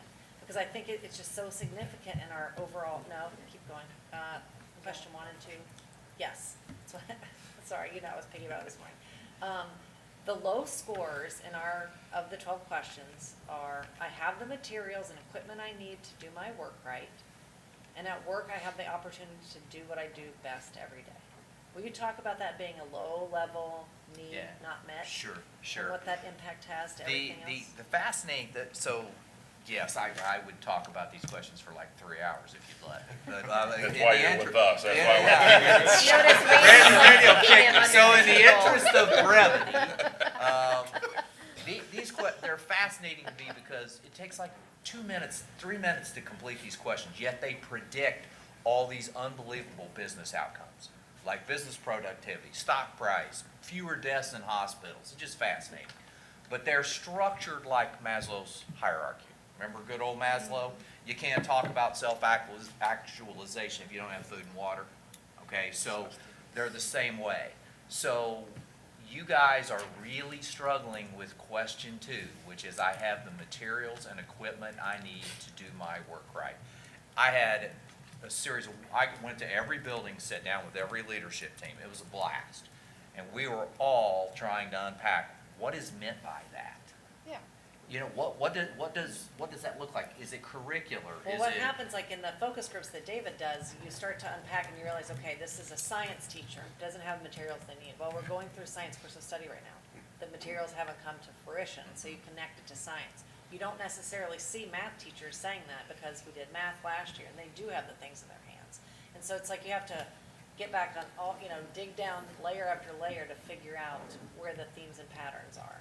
So that's just one example. But if we had 400 teachers, and I know that's not the number, but if we had 400 teachers and 10 of them are science teachers, and those 10 said, I don't have the supplies and materials, we wouldn't have a number that would be that low. No, so that's one example, but and that's why, part of our work is saying, okay, people keep saying, we need resources, we need supply, what is it? Sometimes you hear teachers are spending their own money on their classroom, and we're saying, well, we have budgeted money for that, you don't have to do that, but it's kind of it's a mythology, or it's been a practice that it's been around for so long, we're trying to say, no, there is a resource here, tap into it.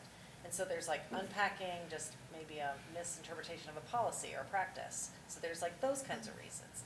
There's, I don't have the right materials, meaning I'm not equipped to be the counselor here, but I'm having to be the mental health person or the behavior specialist, and I do not have the expertise and the tools I need to really know how to deal with that. So sometimes it's a material thing, and then sometimes it's I literally don't have one, and that's why that second question, question three goes with it.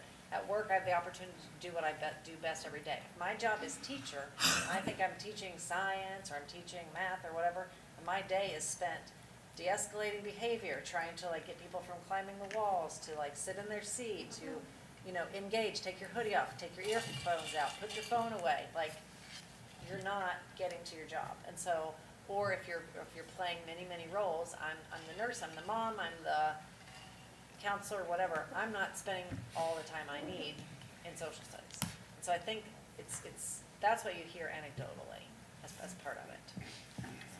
And you guys will see when you start having the conversation, you unpack it, you put together the action steps. You don't have to move these very far to get a really big payoff, particularly if they're questions that are at the bottom of Maslow's hierarchy. I would expect in a year to come back and you guys would see some real significant results, because it's been a true honor to do it. You guys have taken it from deciding you're going to do it to like really doing it, probably as well as any district I've ever seen to get serious about it. I don't get the opportunity to go to every building very often and sit down with people and unpack it with them. So I think you'll see some big payoff. So the process that we're using, obviously when we went up to Columbus and we came back, the big piece of the Q12 that we liked was the individual reports for each building. And so each principal was able to get a report, and that's when we brought Tony back to go and meet with each of the principals, each of their administrative team, each of the buildings, to go through it and unpack it with them, because we think that's important. Every building's different, they have different results. I'll give you that so you can kind of look at each of the buildings as well. And this is going to be a 3-year process. This is not something that we're just going to do 1 year. This is something we're going to do over a 3-year period. So the next step is Tony met with them. The next step then is the principals then to go to their staff and unpack it with their staff, because the worst thing about taking a survey is not using the result. And so we've given the principals the opportunity to talk to their staff about it in the way that they want to and how they'll unpack it. And so each building will be doing that, and so that they can own the results. And then as they move into next year, then they build their action plan around this. It'll be part of it. It won't be the entire thing, but it'll be part of what they're doing next year. And so building the relationships, letting people know that we want them here, and listening to them. Those are the things that we're doing. Now, you had mentioned that the principals would be working with their staff to unpack the numbers and figure out what's not working and how do we make improvements. Where's the accountability from the district leadership team to make sure that the principals are actually following through on that? Well, we have, the bouncer, I don't know what the bouncer.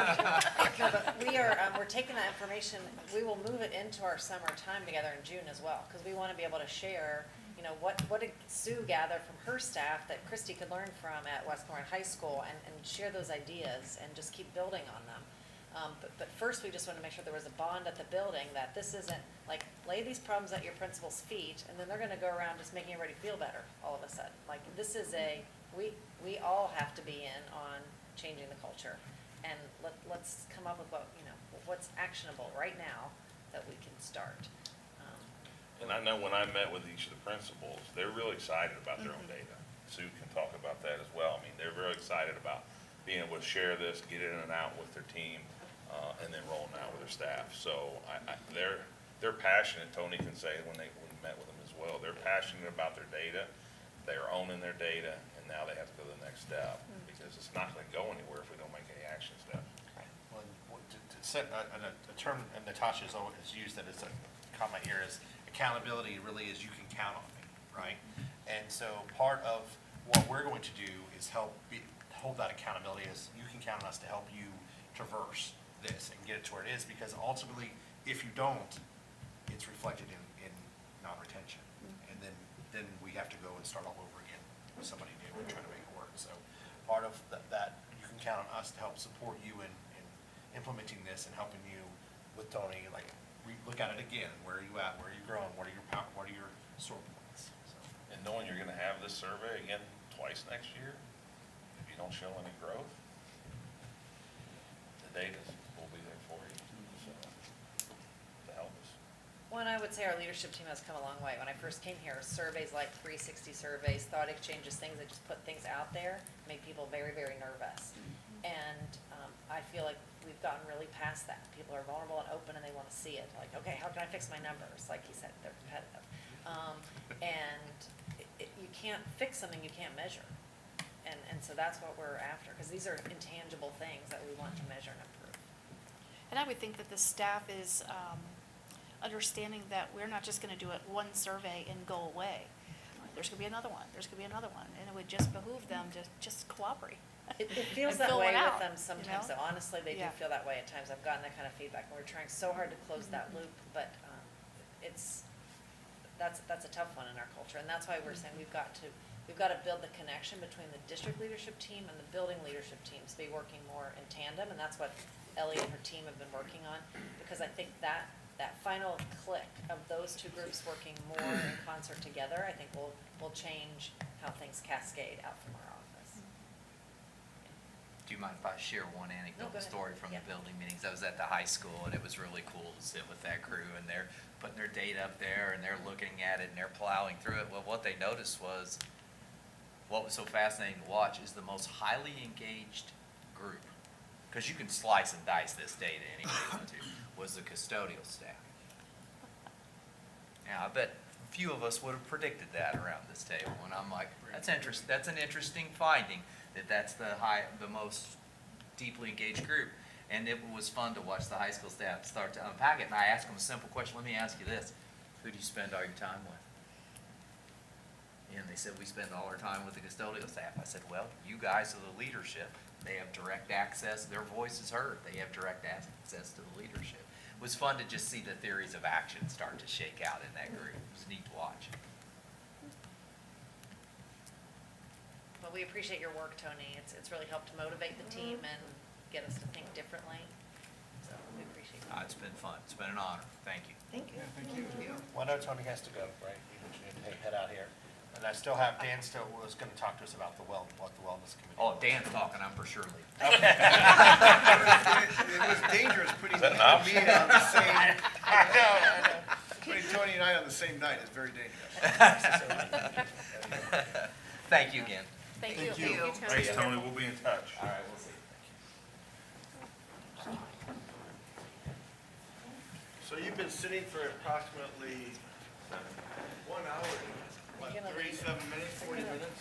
Plus an hour before that. I was waiting. Plus, no, yeah, right, so almost, but you stood up in between, so we'll practice what we preach. I'm not gonna have you do any exercise, but just stand up for 30 seconds. I love it. I appreciate that. I'll let you go. Dan, I think you should try to recreate one of those videos right now. And I can put one up right now, and if you don't have any water to hydrate, go ahead and get that too. We've got some extras down here. Anybody? You know, I will. Go ahead and do your natural. Well, they know how to load me up over here. Anybody? Hey, Dan, great presentation. Wonderful. My exercise turned on the power. All right. So, I'll go through this. I'll get you out of here by 10:30, I promise. Okay. At least that's the over and under that we gave me to do. Okay. So we've always had a wellness program in the school district, right? Okay. And you know, what was that? The main focus was really, in like all wellness programs, was really more on physical health, and then once in a while, mental health came into it. Okay, so we've always had that. Most of the attention was on the mental, or on the physical. So we decided about 2 years ago, because of COVID and because of what we were hearing from staff, we need to raise the bar on that. We need to really take our wellness program and do something different with it. And I think what was really going on, and I think we were early on with it, is it was really changing from a wellness program to a well-being program. And I'm not gonna make you stand up the whole time. You can sit whatever you want to sit down. Can we stand up though? I feel pretty good. It's good, huh? Yeah, it's good. Okay, so in our wellness program, we're gonna add some dimensions to it, okay? It's not just physical health, it's, and I don't like to say mental health, I like to say mental well-being, okay? Because it's more of a practice of keeping yourself mentally healthy with it. To do, it's about social aspects of it, it's about being intellectually healthy. To do, nutritional comes into it, and one of the things that this year we're gonna do more things on is our financial health for our staff, okay? Bring some people in to help with that, okay? It's really shifting to take care of yourself so you can do your best work when it's needed, not just here at work, but at home too, or at play, okay? It's really holistic with everything that we do. Where'd we start, okay? A year and a half ago, 2 years ago, with the help of Mr. Foltz, we went out and sought 15 people to be our wellness champions. And actually, we didn't even know what to call them, wellness coaches, wellness champions. We didn't even know what to put in the job description, okay? But we put it together. Within, I don't know, 2 weeks, 3 weeks, we had 15 people automatically sign up, okay? It was new for them too, okay? So they took a big leap of faith with us. I will tell you, I have a profound appreciation for those 15 people, okay?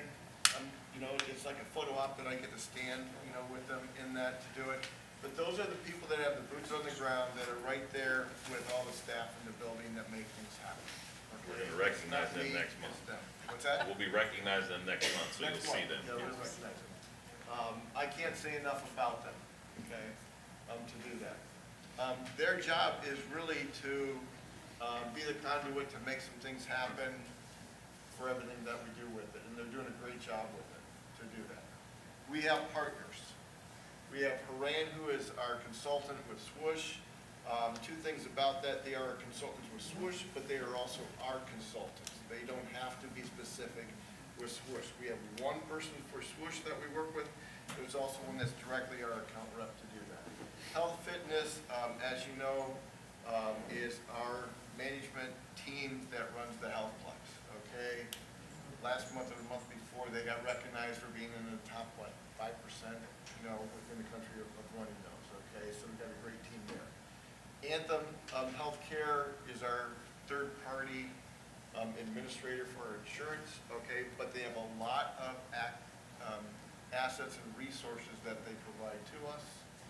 Swoosh is our consortium, and I even put our community down there because, you know, there are people in the community that know we are doing this, that have volunteered to help us out with it, okay?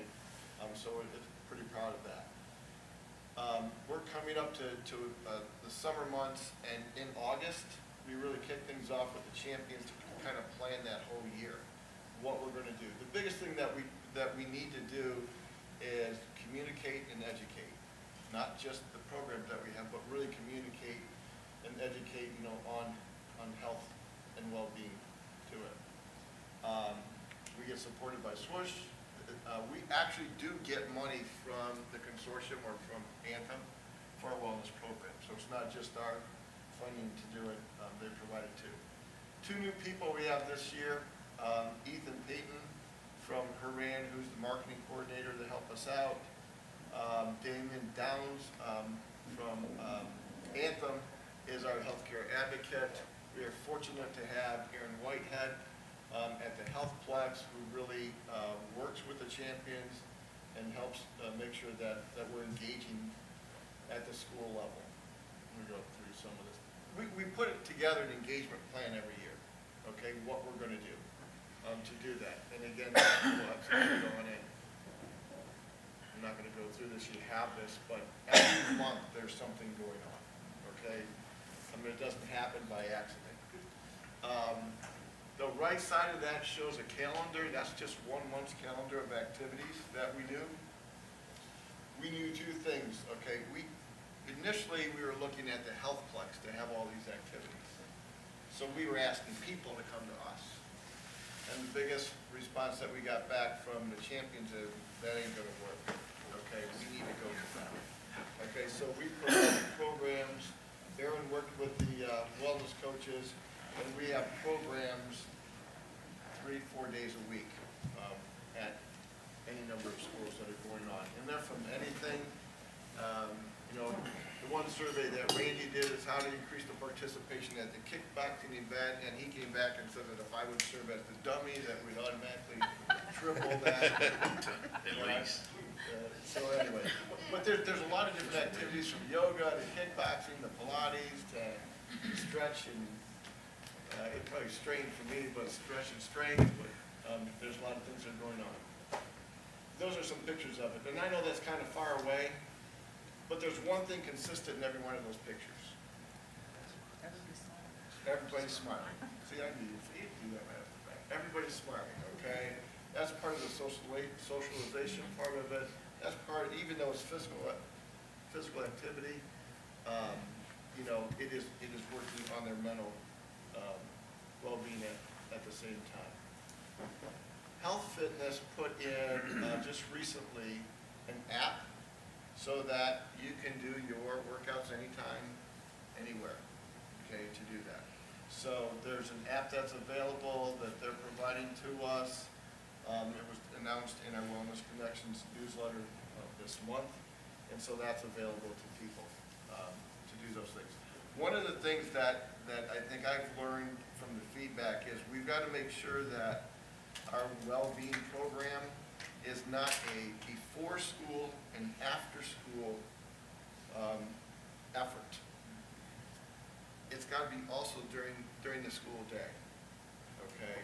It's just not before and after school. So there's some things that we need to look at, and that's one of the focuses that we're going to have is, okay, how do we do things during the day, not take away time from instruction because Ellie would get mad at me to do that, but how do we build things into the day that are really helping people out, you know, with their well-being to do that. So that's a focus that we're trying to bring in this next year. Tools and resources for mental well-being, mental health. With Anthem, we have a lot of those. For about a year and a half now, we've been telling the powers to be at Anthem, at Haran, that look, we've got great programs within our employee assistance program, but that term in itself has a 30 or 40-year track record of meaning something that is not helpful to some people. So part of what we're trying to do this year is, okay, if we need to change that label, let's change the label, okay? It's employee assistance program going back 40 years like I go back, okay, started out addressing people that had problems.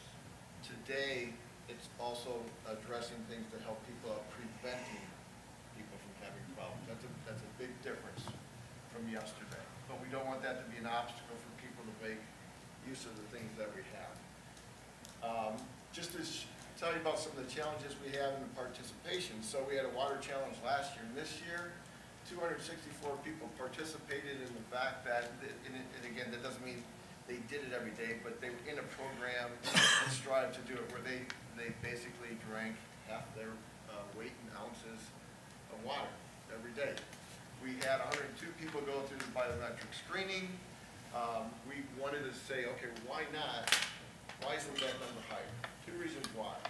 A is people that had already went and got their preventative or their annual physicals already did the screening.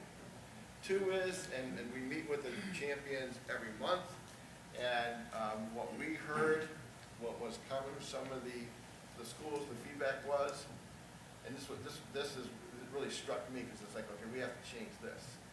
The statement was, I don't want to know. Now, when I hear somebody say that, they already know. Okay, so that is something that we really have to address with that, to do that.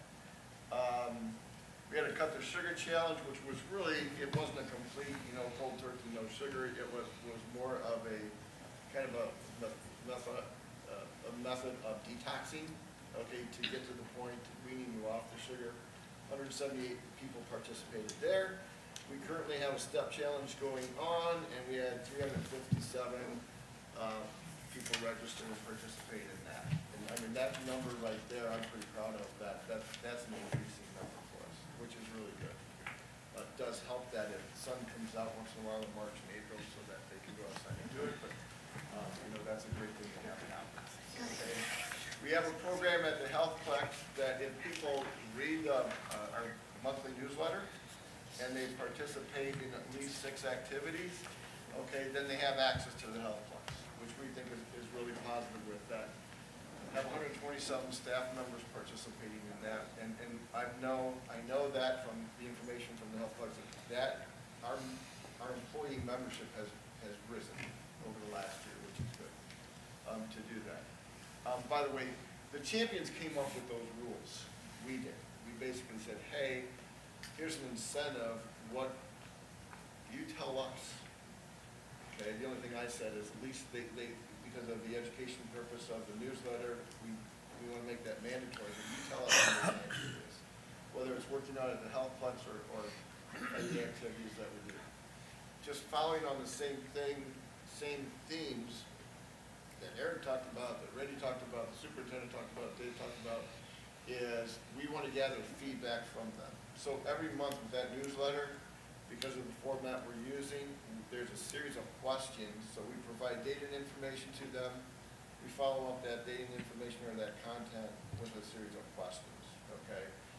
The responses from that we use to further develop the program that we provide to them with it. Nutrition activity with it, one of the neat things I think people knew about is at the high school, they put together a healthy cookbook. We did that last year. I think there's some things in the work this year. This year, one of the staff members even brought a nutritionist into the school with it. Created a library of all the resources with it. Here's where we're going, okay? The two healthcare people probably know this better than me. Right now, the trend is in healthcare spending, 80% of that dollar gets spent on treatment and care, right? Treating something. 20% more so on the preventative. That is going to change, okay? Not because we're pushing it, it's going to change. The prediction is, the efforts are that into the end of the 2030s, 2/3 of the dollar is going to be spent on improving the health and well-being or preventative efforts with it, okay? And a third on the treatment, okay?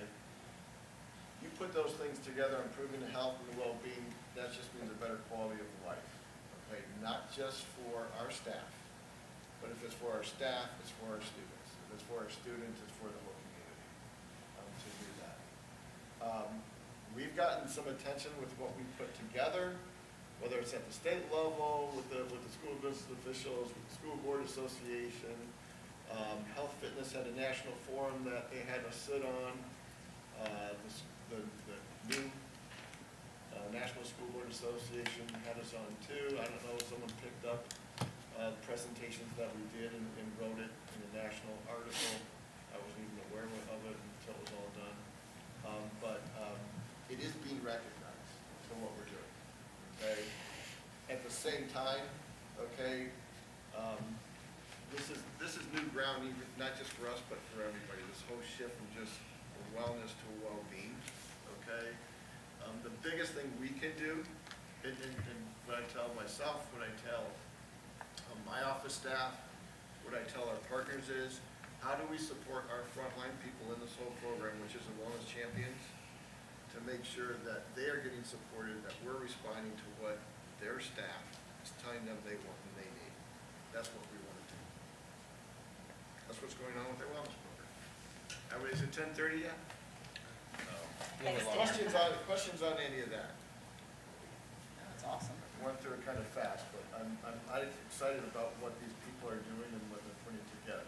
I will tell you, because I know the question comes up once in a while, is we've got some of this infrastructure in place.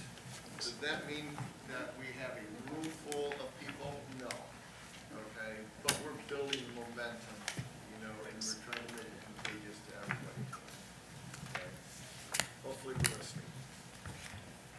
Thank you, Dan. So much. So what I just gave you is, we have staff recognition next week. It's a water bottle, so it's for the water challenge. It's also for branding, and so all of our staff members will get this next week, part of our recognition program. Were you gonna say something else? I could, but I'm Oh, out. okay, all right. We'll move on to superintendent comments. Thanks, everybody, for those presentations, to bring everybody along. And, you know, feel free to share more feedback during your comment time. We're gonna bring West Clermont High School back here next month to celebrate, because we just found out yesterday, but they have been added to the Purple Star School designation award. And so we had several schools last year that got it. This means that we go over and beyond to support families that are connected to military. And so we're very proud of West Clermont High School's participation and their designation in the class of 2023 Purple Star schools across Ohio. So we'll celebrate them more officially next month, but it's coming out in the media, right? So I didn't want you to be surprised and not know about that.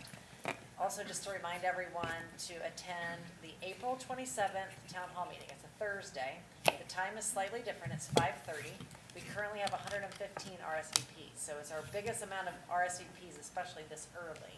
So we're expecting that to grow. Oh, we have 140. Okay, it's getting better by the minute. And so we are very excited about the momentum that we've seen here this spring in terms of people participating with us in town halls, how the conversation is building beyond the walls of the school system, and it's exactly what we're going for. And with that, that's really all I have tonight. Do you guys have questions for me? We will have food there at 5 to 5:30. Come earlier. But yes, we will feed you. You'll be there. Yes. So 4 things real quickly. One is what to look forward between now and the end of the year. Remember, we update the 5-year forecast in May, so we'll be putting that together. 2 is, as I mentioned last month, everybody's working on the budgets. So we want to have a core of that budget done to be built into that 5-year forecast so we know where we're going.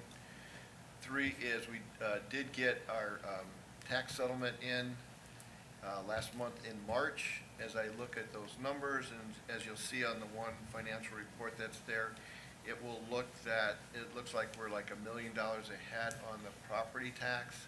That is just, it's not as much an increase as much as it is higher collections in that first half. Remember, the tax year collections are the calendar year with that, but it's still a very positive thing with it as we go forward to do that.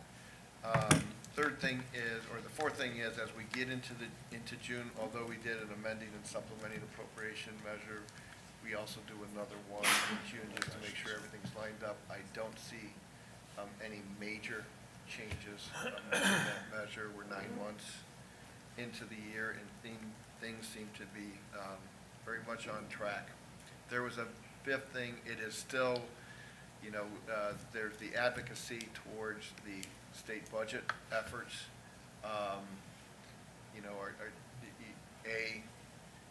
For House Bill 33, getting that fully funded. B is if there's increases that they want to provide to school districts, from our perspective, we would like that outside of the funding formula because we are on the guarantee. Unless there's something massive to that, we will remain on the guarantee. Our valuation increases will probably keep us on the guarantee. So if, for example, like the school resource officers, that funding that the governor wants to put in, our advocacy is to have that fully funded outside of the formula to do that. If there's any other advocacy, because of our growing need in special needs, to do something about that. But if that could be outside the funding formula, we would get funding. If it's inside the funding formula, we're restricted.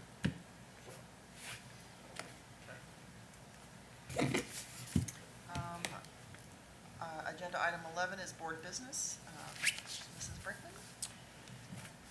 I just wanted to make mention, as we start winding up the school year, I realize that it's a time of the year where staff and teachers and all the way down the list of employees, people start getting tired.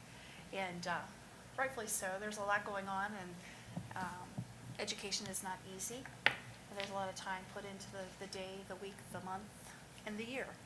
And I hope that everybody pulls together, finishes strong, and knows how much I appreciate everyone from top to bottom, top, however you want to look at it.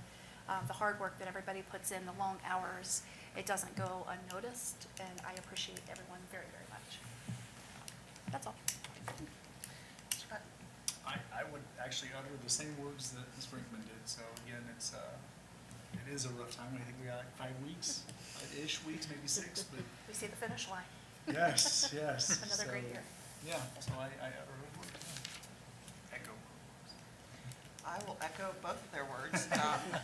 And just thank you, everybody, for the wonderful presentations tonight and for our our WT student voice. They were amazing.